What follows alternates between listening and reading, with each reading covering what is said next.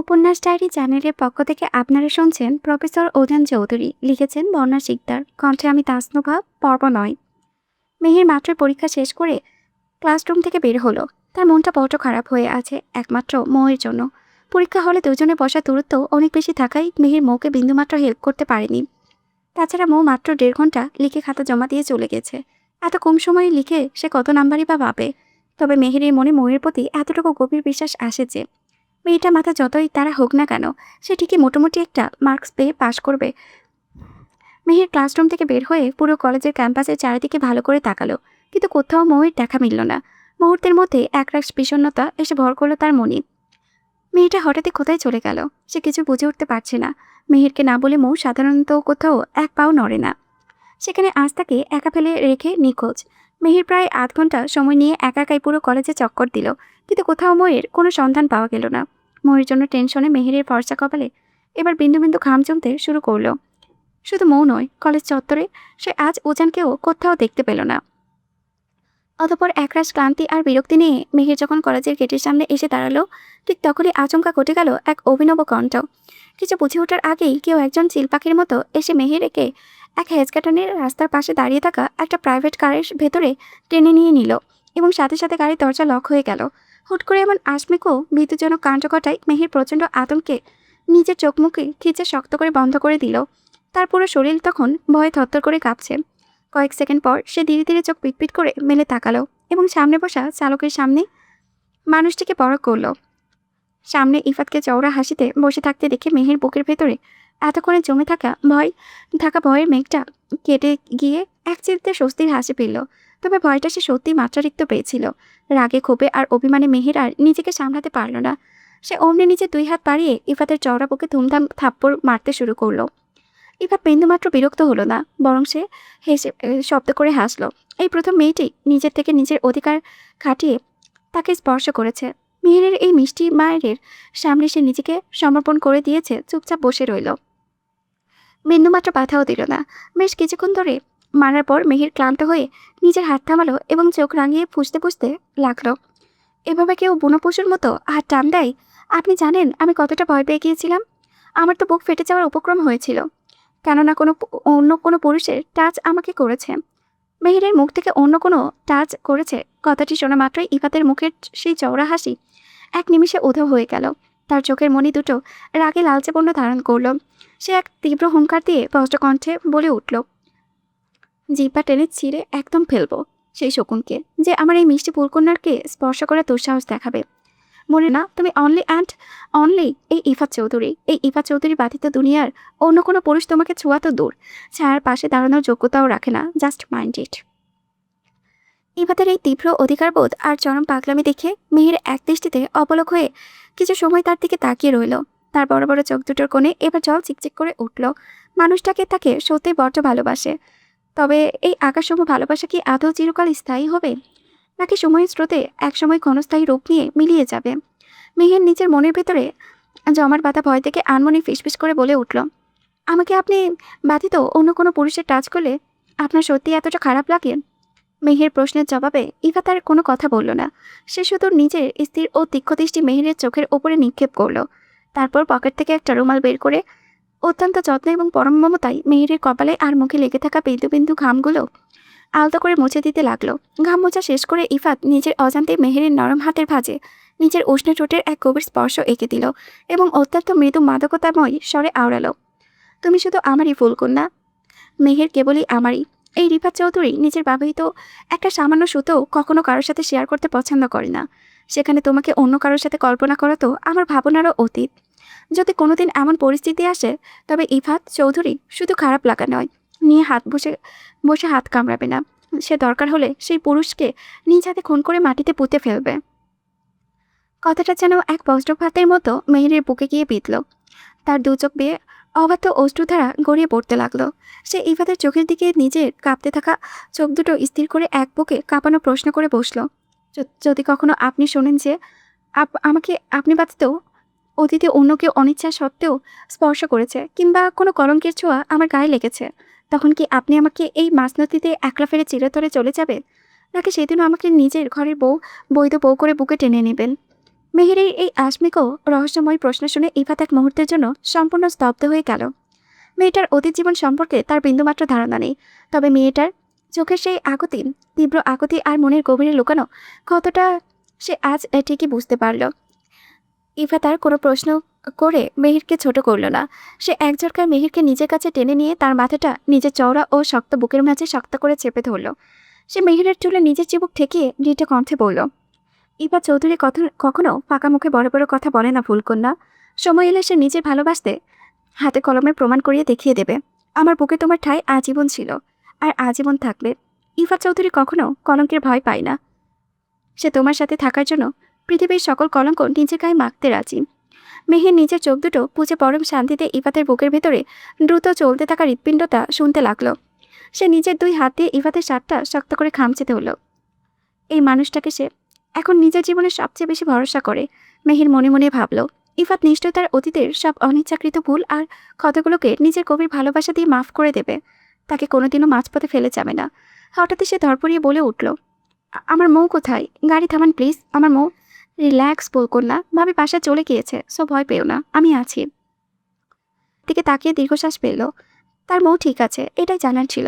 এখন বুকের ভেতরটা ভারটা কম মনে হচ্ছে। তাছাড়া ওজান যেখানে আছে সেখানে মৌয়ের কোনো ক্ষতি হবে না। চৌধুরীর বাড়ির সদর দরজা দিয়ে ঝড়ের গতিতে পাগলের মতো ছুটে চলে ভেতরে এলো ওজান। ঢাকা থেকে এত দূরে পথ সে কীভাবে যে বাইক চালিয়ে এসেছে তা কেবল ওর ওপরওয়ালাই জানেন। হন্তদন্ত হয়ে আসায় তার পুরো শরীরে ঘেমে একাকার হয়ে গেছে। গায়ের সাথে ফর্মাল শার্টটি ঘেমে ভিজে শরীরের সাথে লেপ্টে আছে, যার ফলে তার সুগঠিত শরীরের প্রতিটি ভাঁজে স্পষ্ট বোঝা যাচ্ছে। ভেতর তাড়াহুড়ো করে একটু আসার সময় উজান চৌধুরী চৌকাঠে বার কয়েক হোঁচট খেল, কিন্তু নিজের শরীরের সেই ব্যথার দিকে বিন্দুমাত্র পরোয়া করল না সে। হাঁপাতে হাঁপাতে সে পরখ করল পুরো বাড়িটা কেমন যেন স্তব্ধ হয়ে আছে। অথচ এই মৌ একাই পুরো বাড়ি নিজের চঞ্চলতায় মাতিয়ে রাখিয়ে। ওজান ড্রয়িং রুমের মাঝখানে দাঁড়িয়ে নিজের সর্বশক্তি দিয়ে চিৎকার করে বলল, আম্মু আমার বউ কই? ও আম্মু, আম্মু আমার বউ কোথায় গেল? উজানের এমন মেঘনাথ সদৃশ্যচড়া কণ্ঠস্বর পেয়ে ওপর থেকে আরিফুল চৌধুরী, মৌসুমী চৌধুরী এবং তোবা তড়িঘড়ি করে ড্রয়িং রুমে হাজির হলেন। আর ঠিক তখনই বাহির থেকে ইফাত ও মেহেরও হন্তদন্ত হয়ে ভেতরে প্রবেশ করলো। কিন্তু উজান এই মুহূর্তে কারো দিকে তাকালো না। কোনো কিছু দেখার মন মানসিকতা তার নেই। সে সোজা নিজের বাবার সামনে গিয়ে রক্তচক্ষু নিয়ে দাঁড়ালো। ড্যাড, আমার বউ কোথায়? তুমি ওকে কেন ওর বাপের বাড়ি পাঠাচ্ছ? হ্যাঁ, আমি ওর লিগ্যাল হাজবেন্ড। তুমি কি পারমিশন আমার থেকে নিয়েছো? নাওনি তো? তাহলে কোন অধিকারে আমার বউকে এভাবে বাড়ি থেকে ওর বাপের বাড়ি যেতে দিচ্ছ? আরিফুল চৌধুরী ছেলের এই তর্জন গর্জন আর রৌদ্রমূর্তির দিকে বিন্দুমাত্র বার্তা দিলেন না। তিনি অত্যন্ত আয়েশ করে সোফায় গিয়ে আরাম করে বসলেন এবং খবরের কাগজটা চোখে বোলাতে লাগলেন। উজানো দাপট দেখিয়ে তার পিছু নিল। নিজের বাবার এমন চরম শান্ত আর ডোন্ট কেয়ার ভঙ্গি দেখে উজানের সারা শরীর এবার রাগে কাঁপতে লাগলো। এমনিতেই এক পিচ্ছি তারা মুখো বউকে সামলাতে দিনরাত তার হিমশিম খেতে হয়, আর এখন তার উপরে জুটেছে এই বাবা নামক এক মির্জাফর।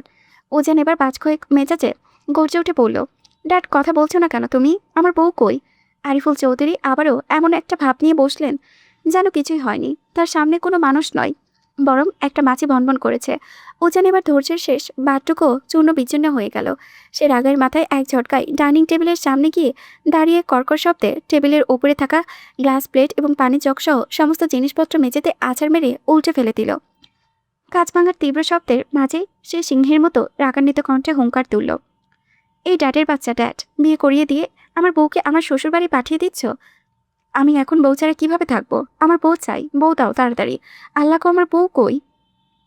ছেলের মুখে ড্যাডের বাচ্চা ড্যাড এই নাজিরবিহীন পাগলামি দেখে আরিফুল চৌধুরী এবার একটু মনোযোগ দিলেন। তিনি নিজের খবরের কাগজটা পাশে রেখে গলার গভীর ভাবটা বজায় রেখে উত্তর দিলেন, দেখ ওজান, তোর সাথে এই ফালতু বিষয়ে আমি অযথা সময় নষ্ট করতে চাই না।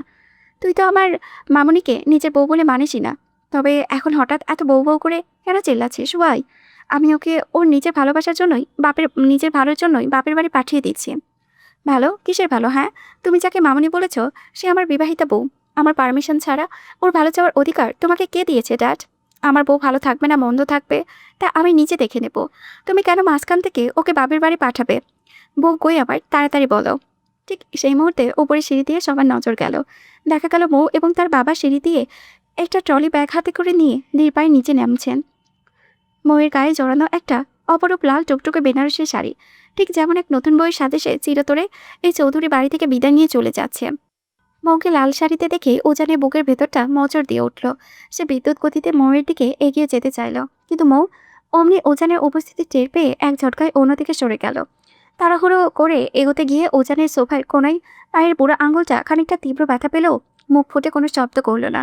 মৌ এবার নিজের চোখের জল আড়াল করে এক বুক অভিমানী আর বাজখই মেজাজ নিয়ে উজানের দিকে না তাকিয়ে চেঁচিয়ে বলে উঠল, আপনাকে বলছি না আসবেন না আমার কাছে, তবুও কিসের অধিকারে আসেন? আপু চলো, এনার কথা একটাও শুনবো না আমি। উজান ময়ের কোনো বারণ কোনো নিষেধের তোয়াক্কাই করল না। সে আরও এক ধাপ এগিয়ে গিয়ে ময়ের সাথে ঘনিষ্ঠতা কয়েক গুণ বাড়িয়ে দিল। তার দুই হাত দিয়ে ময়ের কাঁধে চেপে ধরে চোখের দিকে তাকিয়ে অত্যন্ত কঠোর স্বরে প্রশ্ন ছুড়ে দিল, পিচি ট্রাই টু আন্ডারস্ট্যান্ড প্লিজ। এমন পাগলামি করো না। আমি তোমার ছাড়া কিভাবে থাকবো বলো তো? চলে যেও না প্লিজ। তোমার যা চাই, তুমি যা আবদার করবে সব এনে দেবো এই উজান চৌধুরী, তবুও এভাবে চলে যেও না প্লিজ। মৌ উজানের এই আকুল মিনতির একটা কথাও কান দিয়ে শুনল না। তার মনের ভিতরে জমে থাকা অভিমানের পাহাড় আজ তাকে বড্ড অন্ধকার করে তুলেছে। সে জেনে সরে দরজার দিকে পা বাড়াতেই উজান এক বিশাল দেওয়াল বা টাল হয়ে তার সামনে দাঁড়িয়ে গেল। মৌ ওপাশের দিকে যাওয়ার জন্য অনেক চেষ্টা করলো, কিন্তু যখন দেখলো সব চেষ্টা বৃথা যাচ্ছে, তখন সে নিজের জেদ ধরে রাখতে এক অভাবনীয় কাণ্ডটা করলো। নিজের গায়ের বিনারসি শাড়ির আঁচলটা কোমরে শক্ত করে গুজে নিয়ে এসে নিজের সর্বোচ্চ দিয়ে উজানকে একটা ধাক্কা দিল, কিন্তু উজান ময়ের সেই পুতুলের মতো ধাক্কায় এক চুল পরিমাণও নিজের জায়গা থেকে সরল না। উল্টো সে ময়ের দুই হাতটা নিজের শক্ত মুঠোয় শক্ত করে আঁকড়ে ধরে রাখলো। ঠিক তখনই ময়ের বাবা দীর্ঘ পা ফেলে তাদের সামনে এসে দাঁড়ালো। নিজের শ্বশুরমশাইকে সামনে দেখেই উজান চট করে ময়ের হাত ছেড়ে দিয়ে সোজা হয়ে দাঁড়িয়ে একগালে এসে বিনয়ের সাথে সালাম ঠুকলো, আসসালামু আলাইকুম শ্বশুর আব্বা। মৌয়ের বাবা জামাতার এই আসমিক রূপ দেখে মনে মনে বেশ চমকালেন। ছেলেটি ঝড়ের গতিতে এলো কখন, ভাঙচুর করলো কখন, আর এখন এমন সাধু সেজে সালাম দিচ্ছে। তিনি নিজের গাম্ভীর্য বজায় রেখে সোজা সাপটা বলতে লাগলেন, উজান বাবা, আমি একজন অত্যন্ত স্পষ্টবাদী মানুষ। আমি সত্যি আগে জানতাম না যে তুমি আমার এই মেয়েটাকে সম্পূর্ণ অনিচ্ছায় আর পরিস্থিতির চাপে পড়ে বিয়ে করেছ। মনে রেখো বাবা, আমার মেয়ে আমার মাথার বোঝা নয়, ও আমার মাথার মুকুট, আর আমি বেঁচে থাকতে কখনোই আমার মুকুটের সম্মানহানি হতে দেব না। আমার মেয়েটাকে তোমার মনে নাই ধরতে পারে, কিন্তু ভালোবাসাহীন এক ছাদের নিচে অবহেলায় যে ওকে আমার কাছে ফেলে তোমার কাছে ফেলে রাখবো, আমি তেমন বাবা নই। আমার মেয়ের পুরো ভবিষ্যৎ এখনো সামনে পড়ে আছে, তাই এখন আমি নিজের অধিকারেই আমার মেয়েকে নিয়ে যাচ্ছি। আমি চাই না আমার মেয়ের জীবনটা তোমার এই অবহেলায় আর উদাসীনতার জন্য অকালে শেষ হয়ে যাক। ভালো থাকো তুমি। শ্বশুরমশাইয়ের মুখে এই চিরন্ত সিদ্ধান্তের কথা শুনে উজান বড় বড় চোখ করে তাকিয়ে রইল। সে ময়ূর দিকে আর চোখে দৃষ্টিপাত করে খুব ভালো করেই বুঝতে পারছে আজ ময়ূর যেভাবেই হোক চলে যাবে, কিন্তু এই অবাধ্য তারামুখো পিচ্চি মৌকে ছাড়া যে নিজের জীবন কিভাবে বাঁচাবে তা তো তার নিজেরও জানা নেই। মেয়েটাকে কিভাবে মানাবে এই অবাধ্য মেয়েটা, কেন যে তার মনের ভিতরে লুকানো কথাগুলো একটুও বুঝতে চায় না, তা ভেবেই কোল কিনারা পাচ্ছে না উজান। মৌয়ের বাবা আর কোনো কথা না বাড়িয়ে ময়ূর ডান হাত নিজের হাতের মুঠোয় শক্ত করে আঁকড়ে ধরলেন এবং দরজার দিকে হাঁটতে লাগলেন। মৌ বাবার সাথে যেতে যেতে শেষবারের মতো একরাশ অসহায় চোখে মেলে তাকালো উজানের দিকে। তার চোখের সেই চাহনি, শেষ চাহনিতে এক বিন্দু আশা লুকিয়েছিল। এই শেষ মুহূর্ত হলেও লোকটা হয়তো নিজের সমস্ত পুরুষালী অহংকার আর গাম্ভীর্য বিসর্জন দিয়ে সবার সামনে চেঁচিয়ে বলবে, তোমাকে ভালোবাসি পিচ্ছি। কিন্তু উজান চৌধুরীকে সে যতটুকু চেনে, তাতে এই অসম্ভব কথাটা ওনার মুখ থেকে বের হওয়ার এক আকাশ কুসুম হাঁটানো একই কথা। বাবার হাত ধরে মৌ যখন সদর দরজার দিকে ৩-৪ কদম এগিয়ে গেল, ঠিক তখনই ঘরের সবাইকে স্তব্ধ করে দিয়ে আচমকায় উজান এক লাফে গিয়ে মৌকে পেছন থেকে জড়িয়ে ধরে নিজের বুকের মাঝে টেনে নিল এবং গলায় চেঁচিয়ে কেঁদে উঠল, ও শ্বশুর আব্বা গো, আমার বিড়াল ছানার মতো বউটাকে নিয়ে যায়েন না গো আল্লাহ, আমি বউ ছাড়া কিভাবে থাকবো? আম্মু, তোমার ছেলে কেমন জানি লাগছে, বউ উম্মা।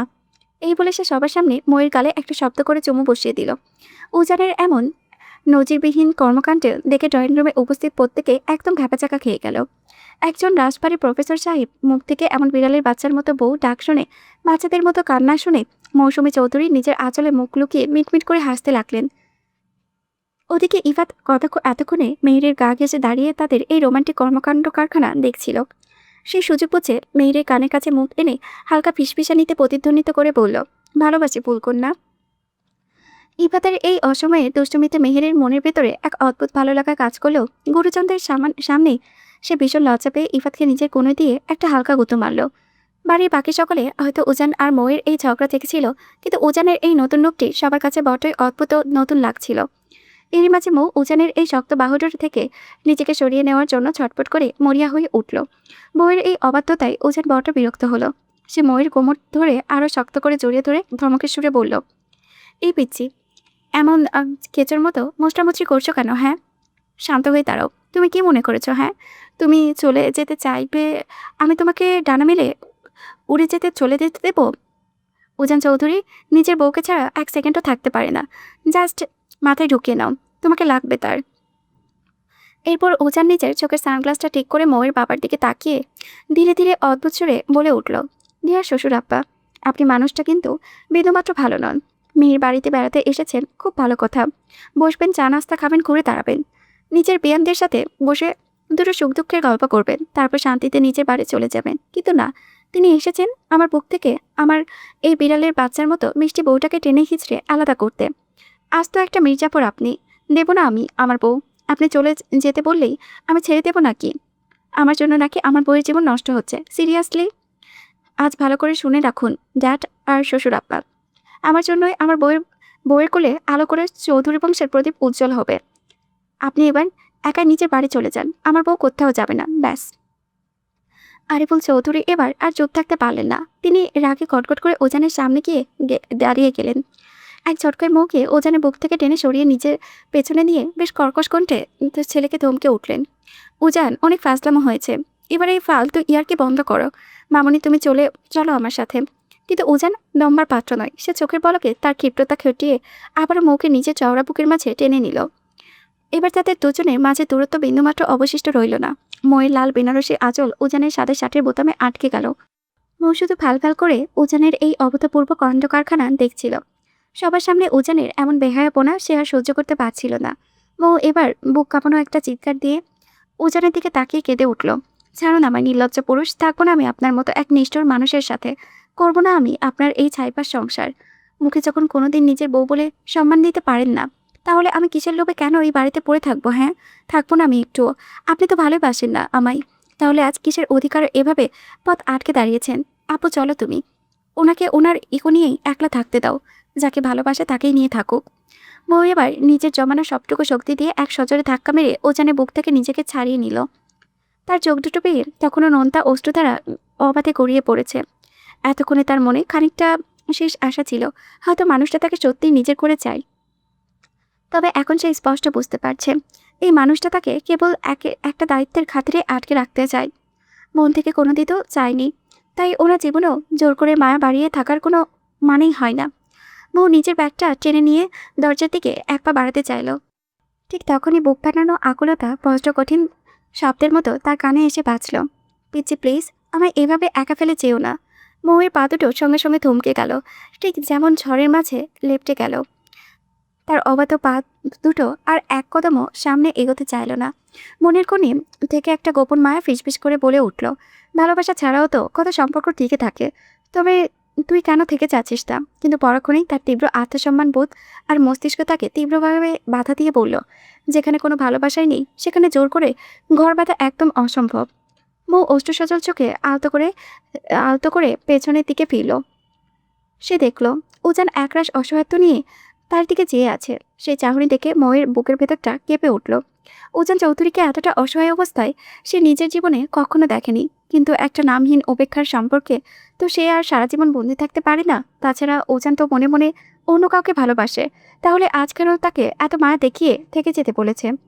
উজান বরং তার সেই কাঙ্ক্ষিত ভালোবাসার মানুষটাকে নিয়েই নতুন করে সুখে ঘর বাঁধুক। মৌ নিজের দু চোখে নোনা জলটুকু হাত দিয়ে মুছে ঠোঁটের কোণে এক চিলতে বিষণ্ণ মুচকি হাসি ফুটিয়ে তুলল। এমন করে অবুঝের মতো বলছেন কেন প্রফেসর সাহেব? আমি আপনার জীবন থেকে চিরতরে চলে যাচ্ছি, এতে তো আজ আপনার সবচেয়ে বেশি খুশি হওয়ার কথা। আপনার পথের কাঁটা তো দূর হলো, আপনি এখন কোনো বাধা ছাড়াই আপনার সেই পুরনো ভালোবাসাকে নিজে করে পাবেন, তাকে নিয়ে মনের মতো করে নতুন সংসার সাজাতে পারবেন। তাহলে আজ আমার জন্য কিসের এত আকুতি, কিসের এত লোক দেখানো নাটক? আমি কখনোই আপনার জীবনের বোঝা হয়ে থাকতে চাইনি, আর না চেয়েছি আপনাকে কোনো কষ্ট দিতে। আমি জানি এই কদিনে আপনাকে বড্ড বেশি জ্বালাতন করেছি, তার জন্য আমি সত্যি সরি, কথা দিচ্ছি আর কখনো কোনোদিন আপনাকে বিরক্তি করব না, চৌধুরী বাড়িতে আসবো না। অনেক ভালো থাকবেন আপনি। মৌ নিজের মুখের কথাটা শেষ করে উল্টো করে সদর দরজার দিকে চূড়ান্ত পা বাড়ালো। সেই যে মাত্র কয়েক কদম এগিয়ে গেল, ঠিক তখনই ঘরের সবাইকে স্তম্ভিত করে দিয়ে বিদ্যুৎ গতিতে উজান ছুটে গিয়ে সরাসরি মৌয়ের সামনে হাঁটু করে বসে পড়ল। আচমকা এই কাণ্ডে নিজের অজান্তেই মৌয়ের লাল শাড়ির পায়ের পাতাটা উজানের সুগঠিত হাঁটুতে গিয়ে ঠেকল। উজান মৌয়ের দিকে পরম আবেশে মাখা মাথা নিচু করে সামান্য ঝুঁকে পড়ল। তারপর নিজের পকেট থেকে জাদুকরের মতো একটা ডায়মন্ডের রিংটি বের করে ময়ূর চোখের সামনে তুলে ধরল। তার চোখ দুটো তখনও ভালোবাসার গভীর নেশায় বুঁদ হয়ে আছে। সে অত্যন্ত আদুরে ও নীরের স্বরে পুরো কক্ষের নীরবতা ভেঙে আওড়াতে লাগলো, ভালোবাসি, ভালোবাসি, ভালোবাসি। তাসফিয়া মৌ অনলি মাই প্রপার্টি। আমার ৩ কবুল বলে বিয়ে করা বউ, আমার ঘরণী, আমার রমণী, আমার অর্ধাঙ্গিনী, প্রফেসর উজান চৌধুরী, প্রিয় ওয়াইফি। আপনাকে অসম্ভব রকম ভালোবাসি মিসেস উজান চৌধুরী। মৌ নিজের চোখ দুটো বড় বড় করে একদম হাঁ করে বোকার মতো তাকিয়ে রইল।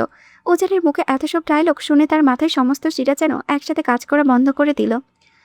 সে নিজের ১৭ বছরের জীবনে ছেলেদের থেকে অনেক প্রপোজাল পেয়েছে, কিন্তু এই ভরা মজলিসে নিজের বাবার সামনে বরের দেওয়া এমন পাগল করা প্রস্তাব সে কখনোই কল্পনাও করেনি। আর সব কিছুর চেয়ে বড় কথা, এই কঠোর মনের লোকটা সত্যিই তাকে এত গভীর থেকে ভালোবাসে। তাকে আজ সবার সামনে শুধু নিজের বউ বলে স্বীকার করেনি, বরং নিজের অর্ধাঙ্গিনীকে সর্বোচ্চ স্বীকৃতিটুকুও দিয়ে দিল। উজানের এমন অভূতপূর্ব কাণ্ড দেখে ড্রয়িং রুমে উপস্থিত মেহের, ইফাত চৌধুরী, মৌসুমী চৌধুরী থেকে শুরু করে মৌয়ের স্পষ্টভাষী বাবা পর্যন্ত সবাই একদম চমকে পাথরের মতো তাকিয়ে রইলেন। তারা কেউ এই মুহূর্তে বুঝে উঠতে পারছেন না যে তারা কেন মধুর স্বপ্ন দেখছেন নাকি বাস্তব চিত্র চোখের সামনে দেখেছেন। মৌ তখনও কোনো নড়চড় না করে আগের মতোই কাঠের পুতুলের মতো স্তব্ধ হয়ে দাঁড়িয়ে রইল।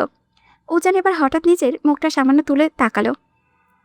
মৌকে ওভাবে থতমত খেয়ে বাঁকা বনে যেতে দেখে তার ঠোঁটের কোণে একটা মন করা প্রশান্তির হাসি ফুটে উঠল। অতঃপর সে খানিকটা অভিমানী গলায় ফিসফিস করে, কি হলো মিসেস চৌধুরী?